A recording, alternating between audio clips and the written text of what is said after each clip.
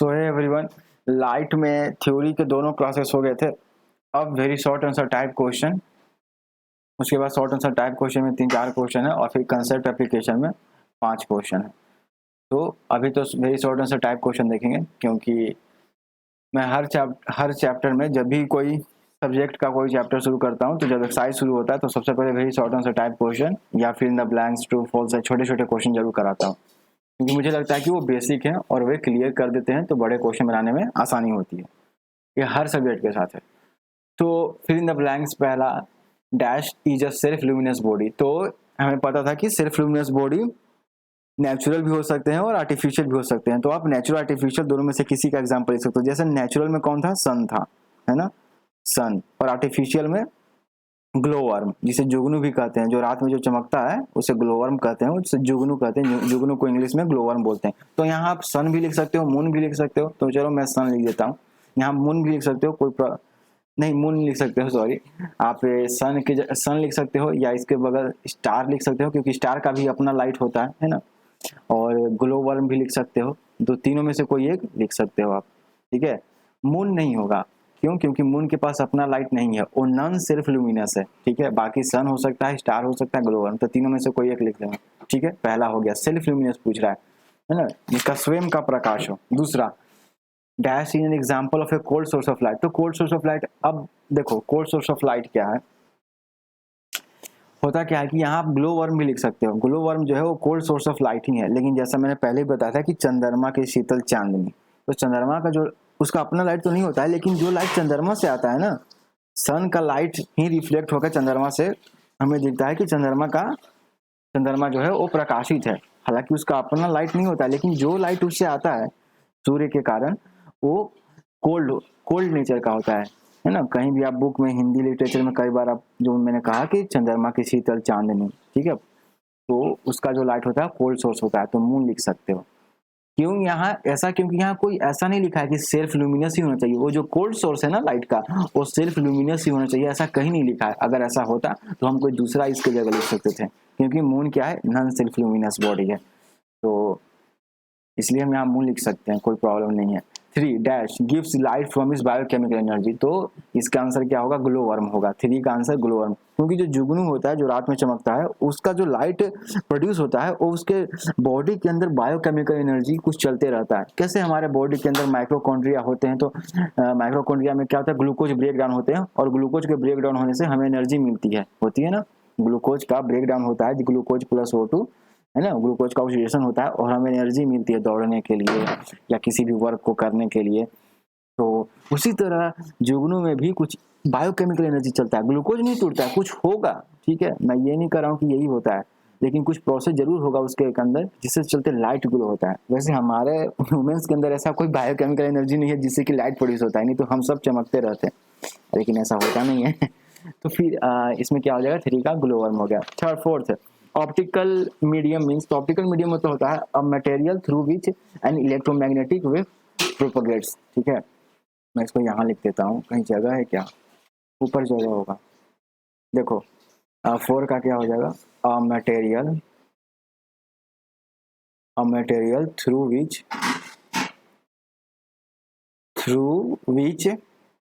Electromagnetic. अब electromagnetic क्या है? तो ये तो मैंने बताया ही नहीं था, लेकिन थोड़ा सा बताऊंगा इसके बारे में, क्योंकि इलेक्ट्रोमैग्नेटिक कहीं वर्ड यूज हुआ ही नहीं था आपके चैप्टर के थ्योरी में।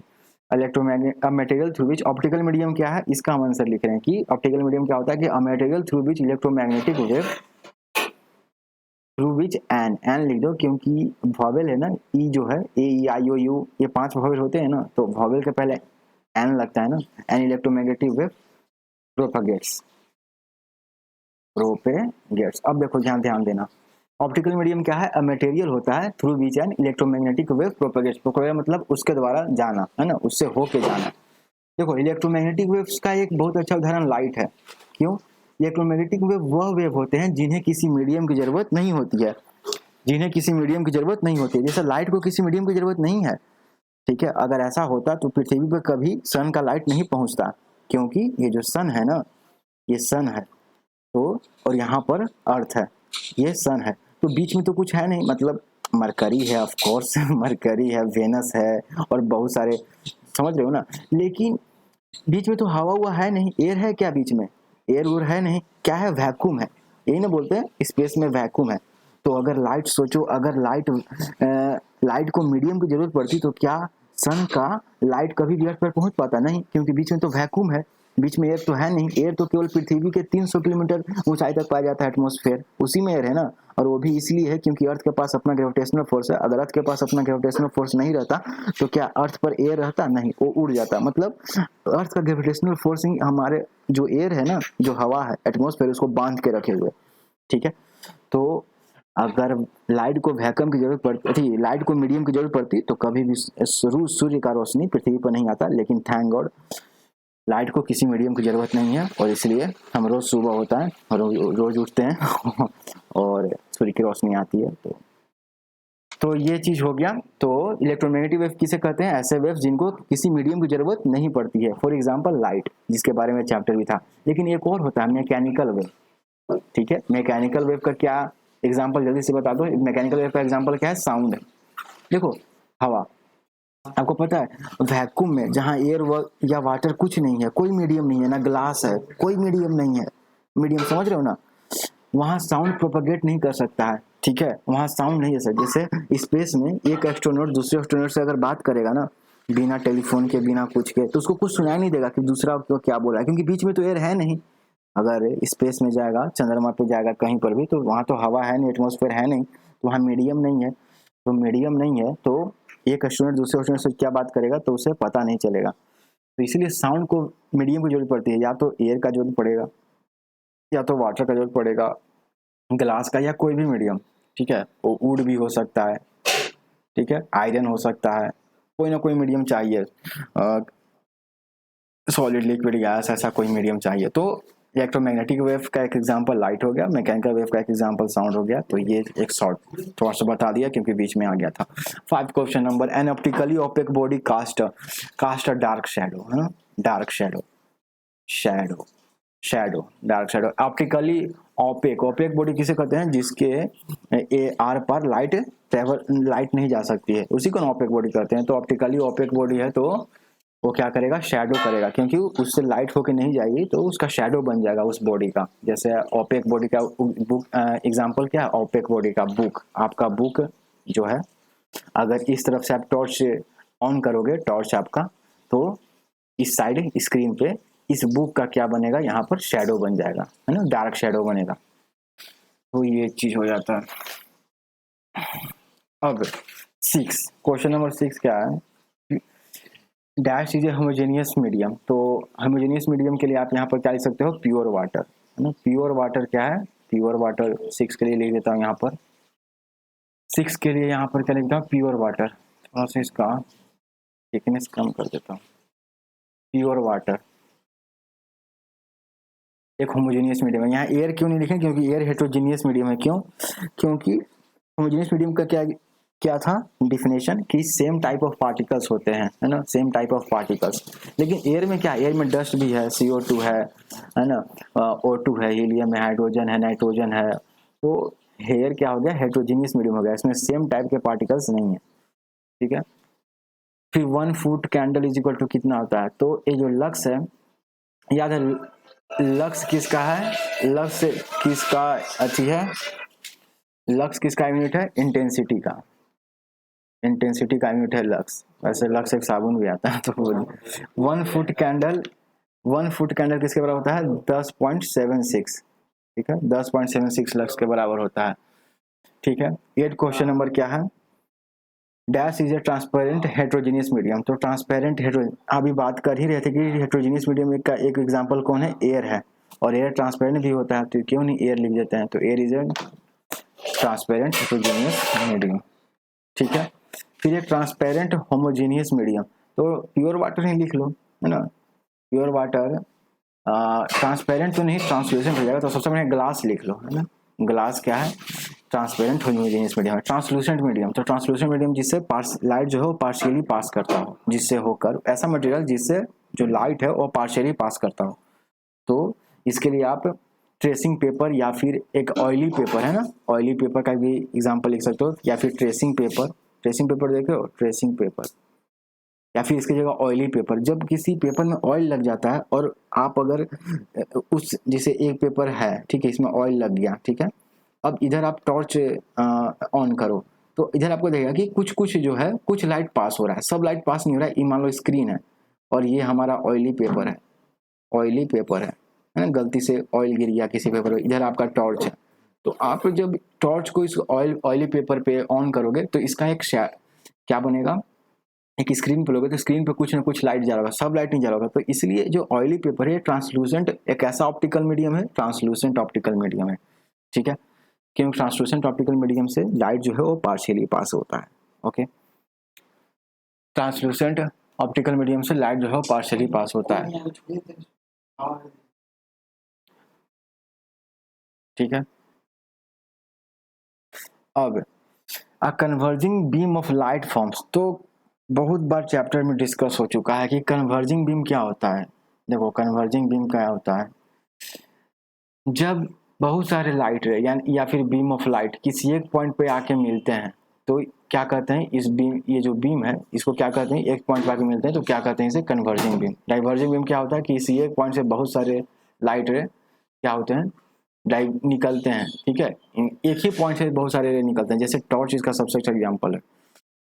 तो इसको क्या कहते हैं, ये डाइवर्जिंग बीम्स हैं। बीम्स क्या होते हैं, ग्रुप ऑफ लाइट रे, उन्हीं को बीम कहते हैं। तो ये हमारा डाइवर्जिंग बीम हो गया, डाइवर्जिंग बीम। और ये क्या हो गया कि सारे बीम किसी एक पॉइंट पे आके मिल रहे हैं, लेकिन यहाँ सारे बीम एक पॉइंट से निकल रहे हैं, ओरिजिन हो रहे हैं, तो दोनों में अंतर है। तो ये कन्वर्जिंग बीम का एग्जाम्पल हो गया, कन्वर्जिंग बीम। तो यहाँ पर किधर गया, a converging beam of light forms, converging of light forms a real image, एक रियल इमेज बनाता है। जैसे कनकेव लेंस का एग्जांपल दिया था कि जब भी कन्वर्जिंग बीम हो तो वो एक रियल इमेज बनाता है। और diverging beam of light forms a virtual image. Real image का मतलब क्या है कि ऐसा इमेज जिसे आप स्क्रीन पे प्राप्त कर सकते हो, ठीक है, लेकिन वर्चुअल इमेज को किसी स्क्रीन पे आप प्राप्त नहीं कर सकते हो। ये उस समय बताया था। बाय द वे जो प्लेन मिरर है ना, हम लोग डिस्कस भी किए थे कि प्लेन मिरर में कैसा इमेज बनता है, रियल की वर्चुअल, वर्चुअल बनता है। आपका जो इमेज है प्लेन मिरर में वो हमेशा आईने के पीछे बनता है और उतना ही दूरी पे बनता है जितनी दूरी से आप हैं आईने के। 13 क्वेश्चन नंबर, तो ये दोनों इंपॉर्टेंट है, 11 और 12 question number. 13, the size of the image obtained by pin hole camera depends on size of the hole, है ना, depends on the size of the image obtained by pin hole camera depends on the hole of the camera, है ना, depends on the size of the hole of the camera. तो 13 का क्या हो जाएगा, size of the whole, ठीक है। जो भी इमेज बनेगा पिन होल कैमरा से वो किस पर डिपेंड करेगा, उस पिन होल कैमरा के होल के साइज पर डिपेंड करेगा। और पिन होल कैमरा किस प्रिंसिपल पर काम करता है, तो रेक्टिलिनियर मोशन ऑफ लाइट के प्रिंसिपल पर काम करता है। 14 question number, the nature of image obtained in pin hole camera is, तो neither perfect image nor a perfect shadow, ठीक है, इस पर क्या लिख सकते हो, neither a perfect image nor a perfect shadow, nature of the image obtained in pin hole camera. 15th है, occurrence of eclipse and formation of shadows are due to linear propagation of light, ठीक है। Eclipse देखा था, solar Eclipse देखा था, lunar Eclipse देखा था। By the way solar Eclipse कब होता है, सोलर इक्लिप्स कब होता है, तुम्हारा फुल मून के समय, ठीक है, फुल मून, अभी आएंगे क्वेश्चन भी इसमें, फुल मून के समय सोलर इक्लिप्स होता है। और लूनार इक्लिप्स कब होता है, लूनार इक्लिप्स तुम्हारा न्यू मून के समय, ठीक है, लूनार इक्लिप्स कब होता है, न्यू मून के समय, ठीक है। तो occurrence of eclipse and formation of shadow are due to rectilinear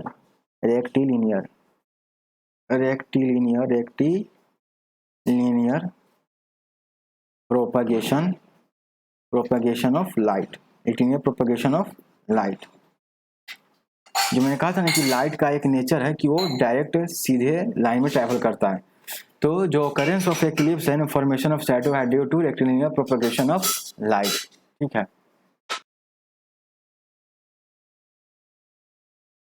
अब 16 question number, choose the biggest source of light from the following, star, moon, earth, glow worm. तो ग्लोवम तो स्मॉलेस्ट सोर्स है, इसके लिए तो इससे तो कोई लाइट इसका तो हम लोग के लिए यूज भी नहीं है।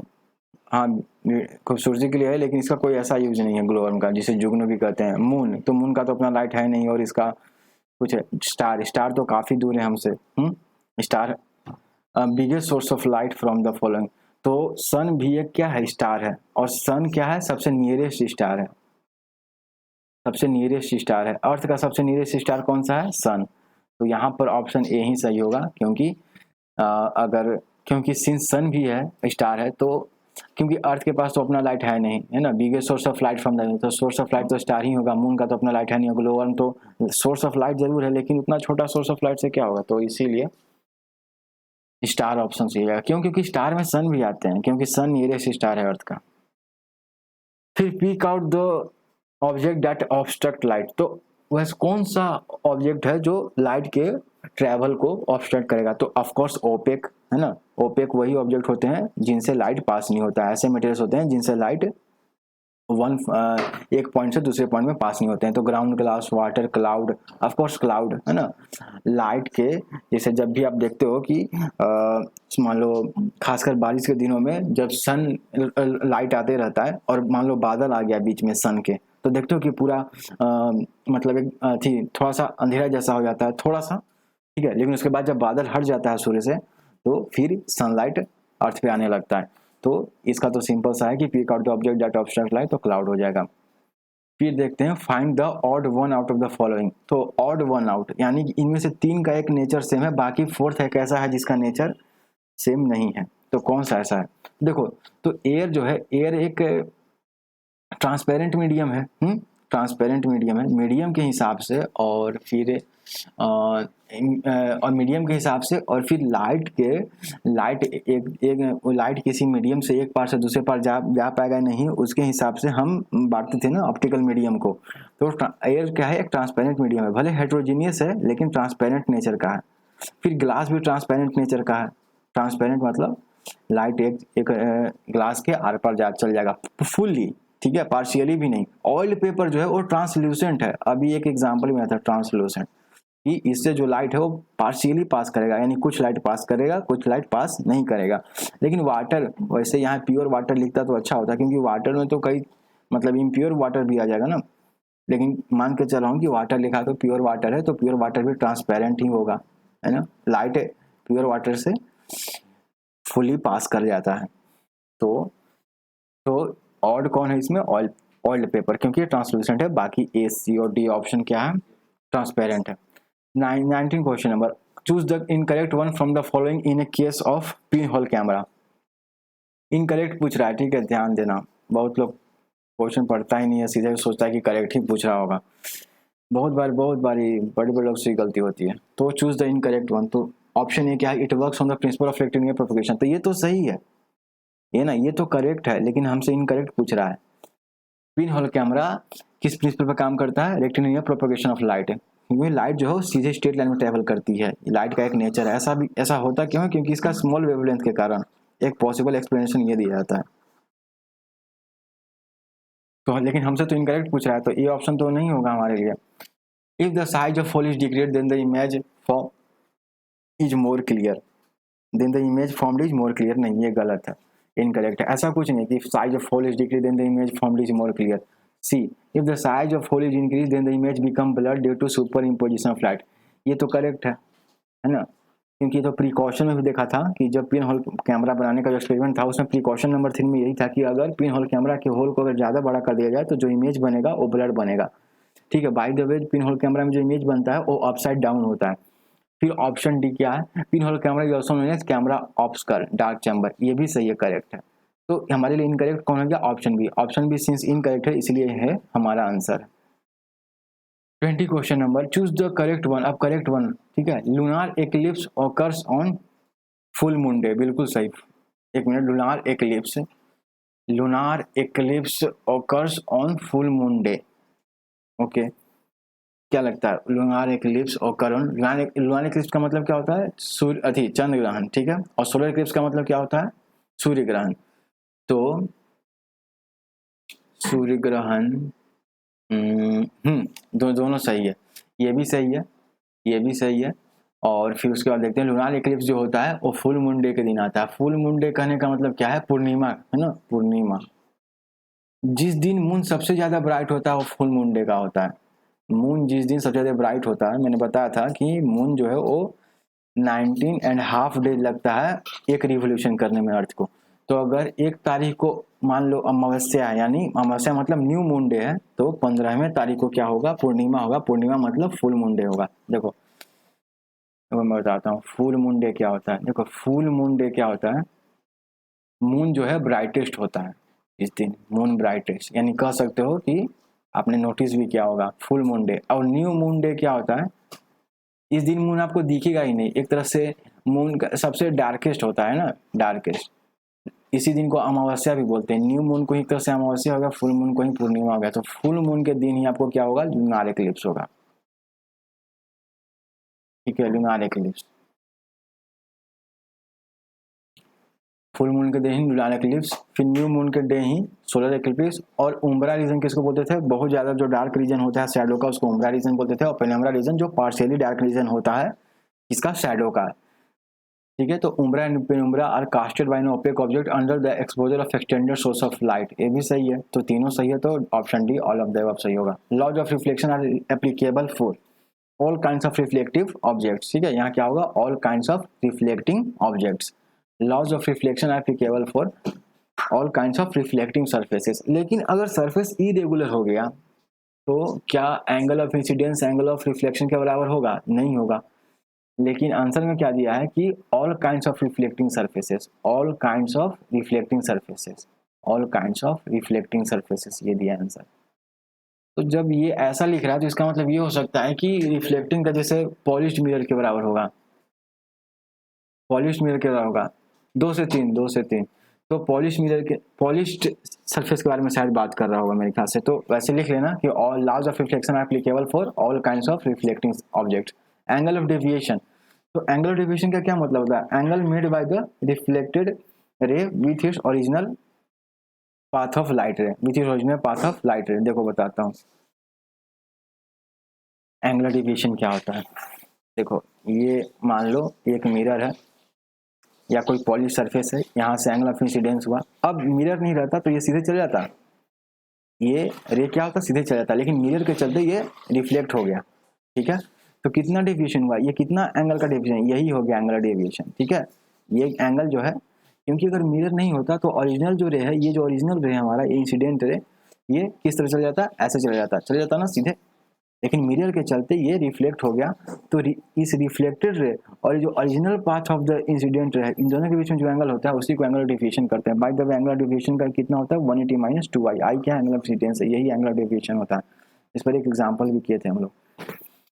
तो एंगल ऑफ डेविएशन ये हो गया। फिर एंगल ऑफ इंसिडेंस क्या होता है, तो एंगल इंसिडेंट रे और नॉर्मल के बीच में जो एंगल होता है उसी को एंगल ऑफ इंसिडेंस कहते हैं। एंगल ऑफ रिफ्लेक्शन क्या होता है, रिफ्लेक्टेड रे और नॉर्मल के बीच में जो एंगल बनता है, नॉर्मल के बीच में एंगल बनता है, उसको एंगल ऑफ रिफ्लेक्शन कहते हैं। ग्लैंसिंग एंगल ऑफ इंसिडेंस क्या होता है, तो ग्लैंसिंग एंगल ऑफ इंसिडेंस क्या होता है, तो इसको भी देख लो। देखो ये इस तरह से कोई इंसिडेंट रे आया, ये एक नॉर्मल है ना, ये पॉलिश सरफेस है, स्मूथ पॉलिश सरफेस है, ये रिफ्लेक्टेड रे है। तो ये तो एंगल ऑफ इंसिडेंस हो गया, ये एंगल ऑफ रिफ्लेक्शन हो गया। लेकिन इंसिडेंट रे, ठीक है, इंसिडेंट रे और सरफेस जो है, जो एंगल बनाते हैं, ठीक है, इंसिडेंट रे और सरफेस के बीच में जो एंगल बनता है इसी को बोलते हैं glancing angle of incidence, glancing angle of incidence. ठीक है, और रिफ्लेक्टेड रे और सरफेस के बीच में जो एंगल बनता है उसी को क्या बोलते हैं, glancing angle of reflected ray. ठीक है, glancing angle of reflected ray. ठीक है, ये चीज तो ये नोटिस करना है इसको। अब glancing angle and angle of incidence are, glancing angle and angles of incidence are complementary angle. ठीक है, यहाँ पर लिख लो complementary angle, complementary angle, complementary angle. ठीक है, कॉम्प्लीमेंट्री एंगल क्या होते हैं, तो देखो कॉम्प्लीमेंट्री एंगल का बताता हूँ मैं।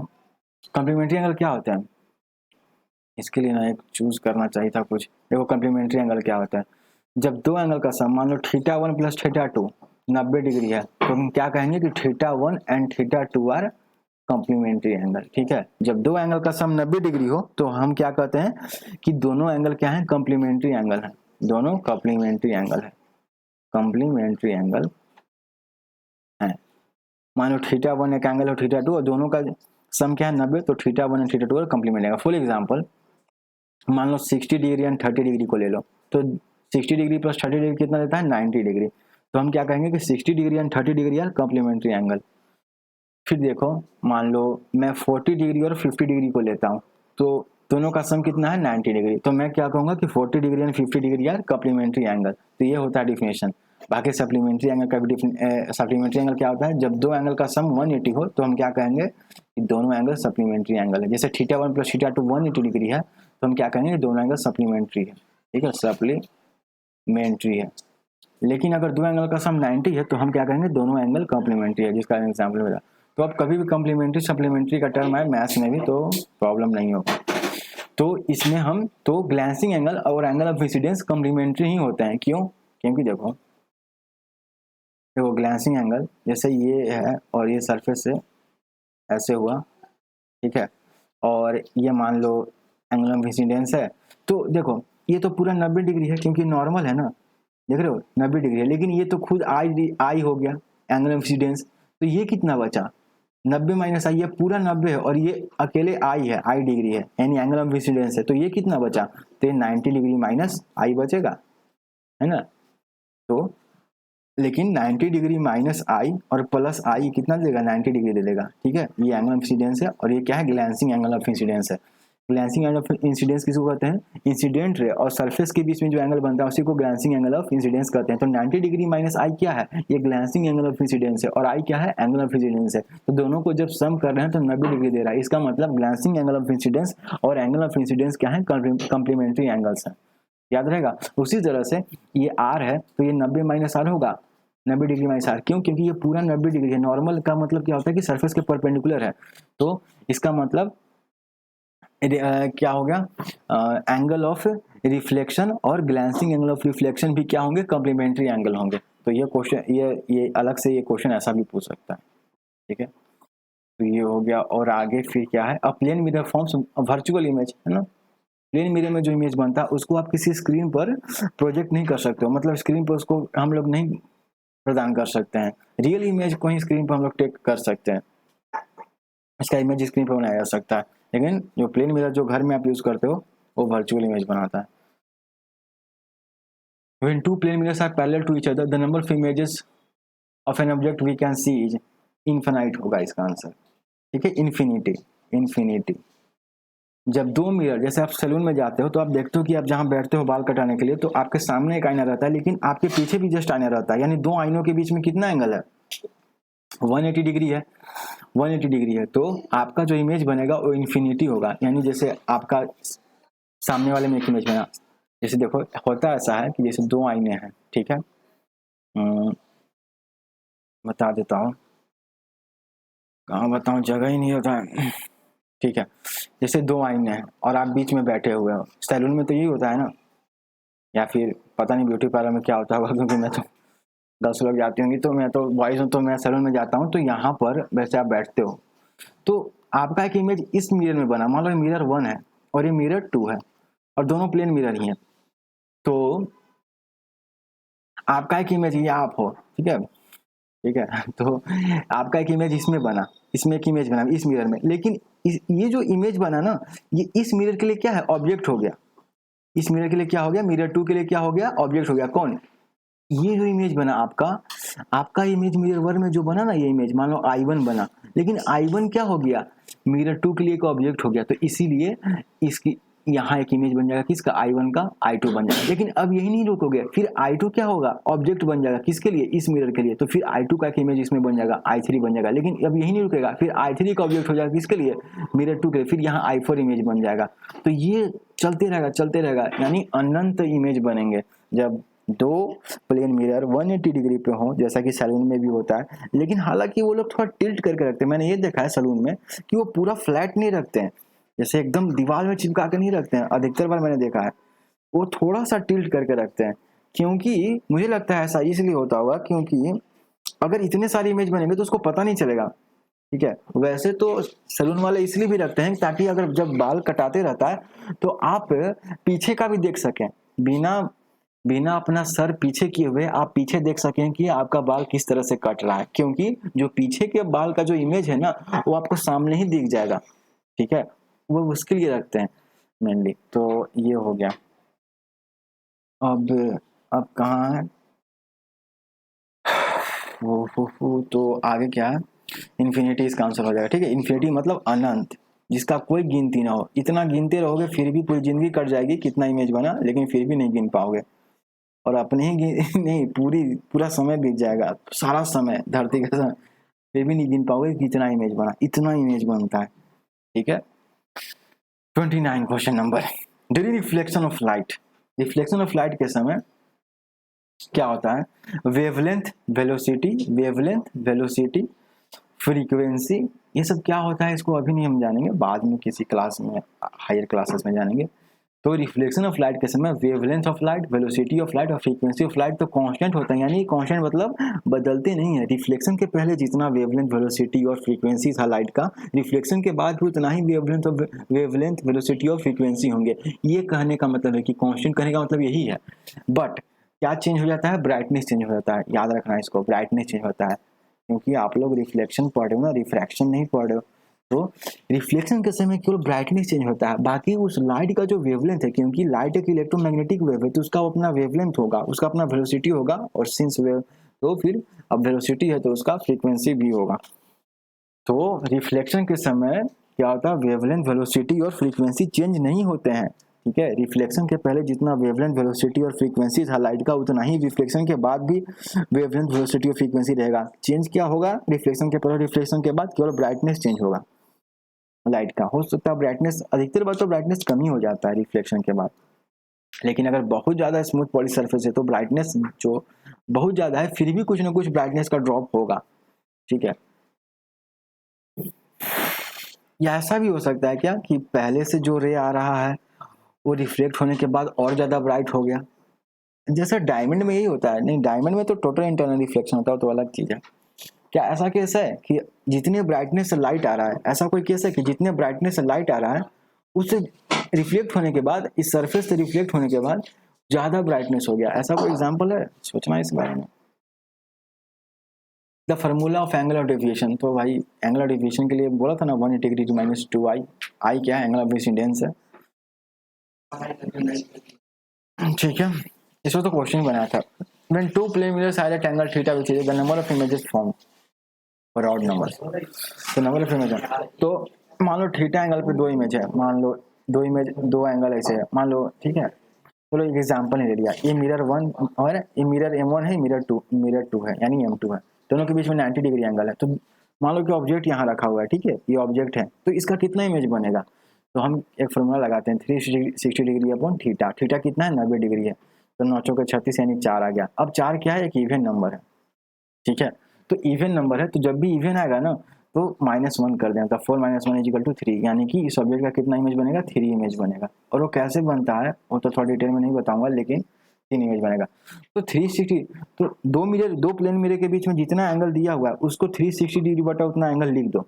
ठीक है, थीटा लिख दो। अगर ये करने के बाद अगर इवन आता है तो उसमें से 1 माइनस कर देना, लेकिन अगर ये करने के बाद ऑड आता है, कोई संख्या ऑड आता है, तो जितना नंबर आया वही उसका ही नंबर इमेज बन जाएगा। फॉर एग्जांपल 360 डिग्री अपॉन कितना कर दो, 40 डिग्री। मान लो दो मिरर के बीच में 40 डिग्री एंगल है, तो 360 डिग्री अपॉन 40 डिग्री, तो ये 4 9 जा 36, यानी 9 आ गया। अब देखो 9 क्या है, एक ऑड नंबर है, तो जस्ट का तस इसको रखेंगे, यानी 9 ही इमेज बनेगा। ठीक है, उसमें से -1 नहीं करेंगे, -1 तब करेंगे जब इवन आता है 360 डिग्री अपॉन थीटा करने के बाद। तो फॉर ऑड नंबर क्या हो जाएगा, 360 डिग्री अपॉन थीटा ही क्या हो जाएगा, नंबर ऑफ इमेजेस हो जाएगा। लेकिन फॉर इवन नंबर के लिए क्या हो जाएगा, 360 डिग्री अपॉन थीटा -1। ठीक है, ठीक है, समझ में आ रहा है। When two plane mirrors are at right angles with each other, number of images formed है, तो हो तो गया 3, अभी तो निकाला एक एग्जांपल ही लिया था कि 90 डिग्री, राइट एंगल मतलब 90 डिग्री। ठीक है, तो जब दो मिरर के बीच में 90 डिग्री हो तो कितना इमेज बनेगा, तो 360 डिग्री अपॉन 90 कर दिए। अब ये कितना है, 4 है, लेकिन 4 तो इवन है, तो इसमें से -1 करेंगे, यानी 3। क्यों करते हैं -1, इसका भी रीज़न है, तो अगर तुम पता कर सको तो करो, लेकिन इसको हम बाद में इसको समझेंगे। दरअसल ये में जो नंबर ऑफ इमेजेस जो है ना, ये टॉपिक मेरा थोड़ा सा वीक है। ठीक है, लेकिन जैसे ही लाइट 8 या 9 का 7 शुरू होगा तो मैं इसको मौजूद कर लूँगा और अच्छा से। हालांकि आप इतना फॉर्मूला याद रखोगे तो इससे इस लेवल पर काम चल जाएगा। अब तो 32 का ऑप्शन आंसर कितना हो जाएगा, 3 हो जाएगा। 4 मत लिख देना, 4 भी ऑप्शन में होगा। इन्वेंटेड द पेरिस्कोप, तो ये तो हम लोग को पता ही है, हिप्पोलाइट मैरी डेवी, है ना, हिप्पोलाइट मैरी डेवी, ये तो था भी थ्योरी में था, हिप्पोलाइट मैरी डेवी ने पेरिस्कोप का इन्वेंट किया था। पेरिस्कोप क्या था तो हमको पता ही है कि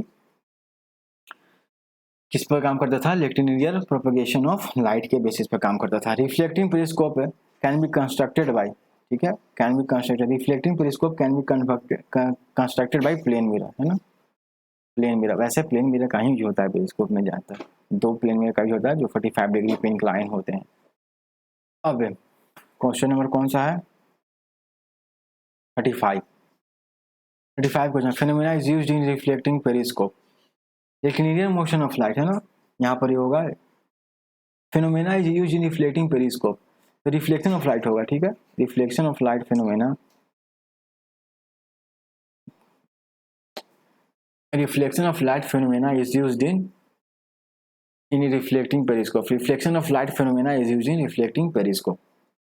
36. If the angle of incidence of light ray on a plane is 30 degree, then angle of reflection 30 degree होगा, क्योंकि सेकंड लॉ ऑफ रिफ्लेक्शन क्या कहता है कि angle of incidence is equal to angle of reflection. Glancing angle of incidence, तो glancing angle of incidence भी 60 degree होगा, क्यों, क्योंकि ग्लैंसिंग एंगल क्या होता है, जैसे ये क्या कहा कि जो एंगल ऑफ इंसिडेंस है वो क्या है, 30 डिग्री है, ठीक है, ये क्वेश्चन में दिया हुआ है, ये हमारा इंसिडेंट रे है और ये हमारा रिफ्लेक्टेड रे है, ठीक है, ये इंसिडेंट रे है, इंसिडेंट रे आई आर, और ये क्या है, रिफ्लेक्टेड रे आर आर। तो ये नॉर्मल है, ये क्या है, नॉर्मल है जो 90 डिग्री बनाता है, इसके साथ से मेरे के साथ, तो ये 30 है तो ये भी 30, क्योंकि angle of incidence is equal to angle of reflection. अब ग्लैंसिंग एंगल ऑफ इंसिडेंस क्या होता है, तो इंसिडेंट और सरफेस के बीच में जो एंगल बनता है उसी को ग्लैंसिंग एंगल ऑफ इंसिडेंस कहते हैं। तो ये 30 है तो ये कितना होगा, 60 डिग्री होगा, क्यों, क्योंकि ये पूरा 90 है ना, तो 90 माइनस 30 करोगे तो 60 ही मिलेगा ना, समझ रहे हो, अरे ना, ये 90 है पूरा, क्योंकि नॉर्मल है ना, ये नॉर्मल है, ठीक है, तो ये पूरा 90 है, ये अकेले 30 है, तो ये बचा 90 माइनस 30, तो ये एंगल कितना हो जाएगा, 60, इसलिए ग्लैंसिंग एंगल ऑफ इंसिडेंस पूछ रहा है ना, एंगल ऑफ इंसिडेंस नहीं है, केवल ग्लैंसिंग एंगल ऑफ इंसिडेंस है। ग्लैंसिंग का मीनिंग क्या होता है हिंदी में, ग्लैंस का मतलब चमकना, क्या होता है ग्लैंसिंग का हिंदी देखना, तो glancing angle of incidence is 30 degree, सही है, ठीक है, सही है ना। द एंगल ऑफ डेविएशन, तो एंगल डेविएशन क्या होता है, 180 degree minus 2 into angle of incidence, ठीक है, तो 180 minus 2 into angle of incidence कितना है, 30 है, तो 2 इंटू 30 डिग्री, तो 180 डिग्री, डिग्री लिख दो, 180 डिग्री माइनस 2 इंटू 30 डिग्री कितना, 60 डिग्री, तो 180 degree minus 180 degree minus 60 degree कितना हो जाएगा, 120 डिग्री, तो एंगल इंसिडेंस ये भी सही है, तो तीनों सही है, तो ऑप्शन डी सही है कि ऑल ऑफ दिस, ठीक है। फिर choose the incorrect one from the following, incorrect पूछ रहा है, करेक्ट नहीं पूछ रहा है। पेरिस्कोप फॉर्म से real image for a real object, गलत, पेरिस्कोप हमेशा वर्चुअल इमेज फॉर्म करता है यार, क्योंकि पेरिस्कोप में हम प्लेन मिरर का ही यूज करते हैं ना। पेरिस्कोप फॉर्म से real image for a real object, क्या लगता है पेरिस्कोप, नहीं, देखो देखो एक मिनट, पेरिस्कोप में क्या था कि एक ही मिरर ये नहीं था, आपको याद है पेरिस्कोप का कुछ मॉडल कैसा था, देखो पेरिस्कोप का मॉडल कुछ ऐसा था ना, ये इस तरह से रहता था, फिर इस तरह से रहता था, और फिर इस तरह से रहता था, तो यहाँ एक मिरर लगा रहता था ना, यहाँ एक मिरर लगा था, फिर एक मिरर यहाँ लगा रहता था, है ना, और यहाँ पर आप अपना आंख से देखते थे, और यहाँ कोई ऑब्जेक्ट है मान लो, ठीक है, यहाँ कोई ऑब्जेक्ट रखा हुआ है, तो इसको देखना है, ठीक है, ये ऑब्जेक्ट रखा हुआ है, तो यहाँ मिरर 1 था, प्लेन मिरर, और यहाँ मिरर 2 था, ये, ठीक है, यहाँ आप आई है, ठीक है, तो यहाँ दो दो प्लेन मिरर का यूज हो रहा है, तो इसीलिए पेरिस्कोप में क्या होगा कि periscope forms a real image, ठीक है, real image for a real object, real image form होगा, क्योंकि इस केस में ऑब्जेक्ट का जो इमेज है ना उसको स्क्रीन पर हम लोग प्राप्त कर सकते हैं, ठीक है, स्क्रीन पर जिस भी इमेज को हम लोग स्क्रीन पर प्राप्त कर सकते हैं वो रियल इमेज बनता है, तो सिंस दो दो प्लेन मिरर का यूज हो रहा है तो इसमें ये सही है, तो सिंस ये सही है, ये हमारा ऑप्शन सही, ये हमारा आंसर नहीं है, क्यों, क्योंकि इनकरेक्ट पूछ रहा है, तो ऑप्शन ए तो क्या है, करेक्ट है, ठीक है, ऑप्शन ए करेक्ट है। बी, पेरिस्कोप फॉर्म से virtual image for a real object, गलत, पेरिस्कोप फॉर्म से real image for a real object, ठीक है। फिर object distance equal to image distance for a object distance, ठीक है, object distance equal to image distance for a plane mirror, for a plane mirror, object distance मैं देखता हूँ।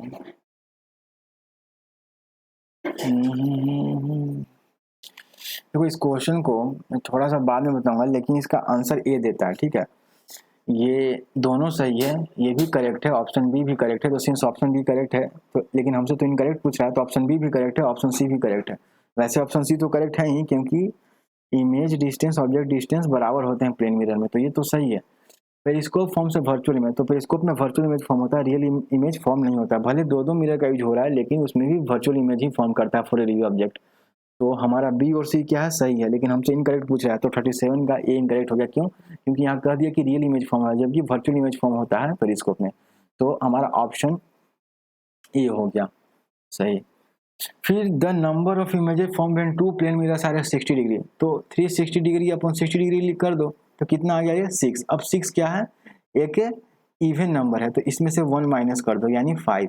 तो यानी कि अगर दो प्लेन मिरर के बीच में 60 डिग्री का एंगल हो, तो अगर कोई ऑब्जेक्ट रखेंगे दोनों के बीच में, है ना, तो क्या होगा, कितना इमेज बनेगा उसका, 5 इमेज बनेगा, है ना। The number of images form when two plane mirrors are इतना विथ ईच अदर, तो 5 होगा, ठीक है। 6 मत कर देना, देखो पहला ऑप्शन 6 ही है, तो मुझे लगता है बहुत सारे बच्चे 6 ही, जिनको फॉर्मूला नहीं पता है चाहे कुछ भी, वो 6 ही क्लिक टिक करके आएंगे, लेकिन ऑप्शन सी सही है 5। If the object is placed at a distance 10 centimeter from a plane mirror, the image distance, तो ऑब्जेक्ट डिस्टेंस और इमेज डिस्टेंस प्लेन मिरर में सेम होता है, ठीक है। तो यहाँ भी 10 सेंटीमीटर ही होगा। क्यों? क्योंकि देखो ना, आप घर में जो मिरर यूज करते हो, तो मान लो ये मिरर है, तो आप इससे मान लो 10 सेंटीमीटर पे हो, ठीक है। वैसे 10 सेंटीमीटर बहुत ज़्यादा नज़दीक हो गया ना। मान लो कोई एक चींटी है, वो 10 सेंटीमीटर पे है, तो इसका भी इमेज ना इस साइड वर्चुअल में पीछे, आईने के पीछे। अब आपको लग रहा हो कि आईने के पीछे कैसे बनेगा, उधर तो कुछ है ही नहीं, ठीक है। तो ये भी 10 सेंटीमीटर पे दूरी पर बनेगा। वैसे अच्छा क्वेश्चन है कि पीछे कैसे बन जा रहा है ना, पूछना सर से अपना। तो which of the following letter does not show lateral inversion in plane mirror, तो आई ना, आई लेटर को जब आप प्लेन मिरर अपने घर में देखो, अपने कॉपी पे आई लिखो, ठीक है, उसको अपने जो शीशे के पास ले जाओ, अपने घर में जो आपका शीशा है प्लेन मिरर, आप देखोगे कि आई जैसा का था पहले लिखा हुआ वैसा का वैसा ही है, इमेज भी उसका वैसा ही बना, लेकिन ई का ऐसा नहीं होगा। ई का इमेज ऐसा बन जाएगा, देखो ई का ऐसा इमेज बन जाएगा, ठीक है, ऐसा इमेज बन जाएगा, ठीक है, ऐसा। ई जो है आप लिखोगे कॉपी पे, तो आईने में कुछ ऐसा बन जाएगा। पी का ऐसा बन जाएगा, पी ये ऐसा कुछ बन जाएगा पी का। जी का भी कुछ उल्टा बन जाएगा, लेकिन आई का जस्ट का। तो ऐसे लेटर को कलेक्ट करो जिनका मिरर इमेज भी सेम ही होता है जैसा वे हैं, ठीक है, बाद में काम देगा। 41 क्वेश्चन नंबर क्या कहता है, in a reflecting periscope if incident ray, ठीक है, इसको मिटा देता हूँ थोड़ा सा।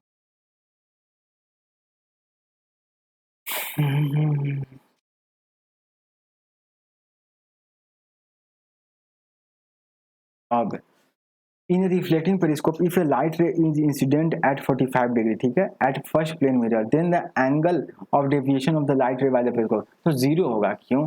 देखो ये पेरिस्कोप है, ये हमारा क्या है, पेरिस्कोप है, यहाँ ऑब्जेक्ट रहता है और यहाँ हमारा आई रहता है, यहाँ एक मिरर लगा हुआ है और ये मिरर, तो इस ऑब्जेक्ट का कहाँ इमेज बनता है, इस मिरर के पर, है ना, इस ऑब्जेक्ट का कहाँ इमेज बनता है, इस मिरर पे, और यहाँ जो इमेज बना ना, वो इस मिरर के लिए क्या हो गया, ऑब्जेक्ट हो गया, तो यहाँ जो इमेज बना उसका यहाँ इमेज बन जाता है और हम अपनी आंख से यहाँ देख लेते हैं, ठीक है।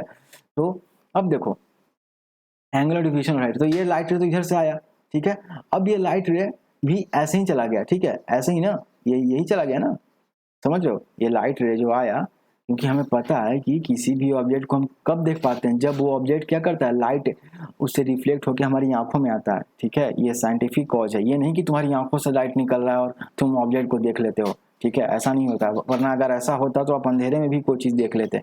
अंधेरे में इसलिए नहीं देख पाते हैं क्योंकि अंधेरे में कोई जो ऑब्जेक्ट है वो लाइट को रिफ्लेक्ट नहीं कर पाता है, क्योंकि लाइट तो है ही नहीं, तो रिफ्लेक्ट क्या करेगा, तो इसीलिए अंधेरे में आप नहीं देख पाते हो। तो तो जीरा डीवा में है, बगल में डीवा है, तो इसीलिए अब एंगुलर डिवीएशन क्या होता है, तो एंगल बिटवीन द रिफ्लेक्टेड रे and the original path of the incident रे, तो इंसिडेंट रे तो यही था, ठीक है, और रिफ्लेक्टेड रे भी तो यही है, तो देख लो दोनों के बीच में 0 डिग्री है, ये गया यहाँ से टकराया, फिर यहाँ आ गया, फिर यहाँ से, तो फाइनल तो यही हो गया ना, देख रहे हो दोनों के बीच में 0 डिग्री है ना, तो 0 डिग्री, तो कोई डेविएशन नहीं होता है, याद रखना पेरिस्कोप में angle of deviation of light रे 0 होता है, ठीक है। तो पेरिस्कोप के बारे में ये क्वेश्चन एक अच्छा है, 41 क्वेश्चन नंबर, एक 36 question number, sorry 37 question number और 36 क्वेश्चन नंबर भी ठीक है। ये प्लेन मिरर के लिए ठीक है, या फिर जो भी है 36 नंबर प्लेन मिरर के लिए ठीक है, 37 क्वेश्चन नंबर पेरिस्कोप के लिए, 41 क्वेश्चन नंबर पेरिस्कोप के लिए। और ये ऐसा क्यों होता है ये 40 क्वेश्चन नंबर, क्योंकि जो लैटरली इन्वर्टेड इमेज बनता है ना, वर्चुअल और इरेक्ट प्लेन मिरर में, तो आई इसका आंसर होगा। तो 41 क्वेश्चन नंबर में 0 आंसर होगा डी। सो आई होप कि इसमें बहुत सारा चीज़ क्लियर होगा लाइट को लेकर, और ये बहुत इंपॉर्टेंट वीडियो है क्लास 6 के लाइट के लिए। अगर नहीं समझ में आया तो आप पीछे जाके इसका प्लेलिस्ट बना दिया जाएगा, आप नीचे स्क्रॉल करोगे प्लेलिस्ट बना होगा लाइट का, आप दोनों वीडियो जाकर देख लो थ्योरी का, आपको सब पता चलेगा कि अभी जो क्वेश्चन बनाया गया और उसी थ्योरी वो इसी थ्योरी पर बेस्ड है, लगभग 40-40 मिनट का वीडियो है। So thank you for watching. अगले वीडियो में हम क्या करेंगे, हाँ शॉर्ट आंसर टाइप क्वेश्चन के कुछ क्वेश्चन को लेंगे। देखो मैंने टिक भी किया यहाँ पर, कहाँ गया, देखो हाँ 59 क्वेश्चन नंबर को देखेंगे, 60 क्वेश्चन नंबर को, 61 को, 62 को, 4 क्वेश्चन को, और 4 + 5 क्वेश्चन जो कंसेप्ट 9 क्वेश्चन को डिस्कस करेंगे अगले एक्सरसाइज में। सो अपने दोस्तों के साथ शेयर करो, लाइक करो, सब्सक्राइब करो, क्योंकि यार बहुत मेहनत लगता है। तो thank you for watching, have a great day ahead.